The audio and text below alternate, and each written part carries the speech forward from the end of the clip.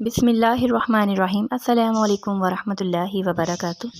سورۃ النور، صرف اردو ترجمہ، پارٹ نمبر 4۔ جو لوگ اس بات کو پسند کرتے ہیں کہ مومنوں میں بے حیائی یعنی تہمت بدکاری کی خبر پھیلے، ان کو دنیا اور آخرت میں دکھ دینے والا عذاب ہوگا، اور اللہ جانتا ہے اور تم نہیں جانتے۔ اور اگر تم پر اللہ کا فضل اور اس کی رحمت نہ ہوتی تو کیا کچھ نہ ہوتا، مگر وہ کریم ہے، اور یہ کہ اللہ نہایت مہربان اور رحیم ہے۔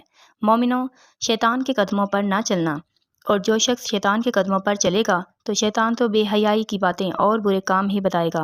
اور اگر تم پر اللہ کا فضل اور اس کی مہربانی نہ ہوتی تو ایک بھی شخص تم میں سے پاک نہ ہو سکتا، مگر اللہ جس کو چاہتا ہے پاک کر دیتا ہے، اور اللہ سننے والا جاننے والا ہے۔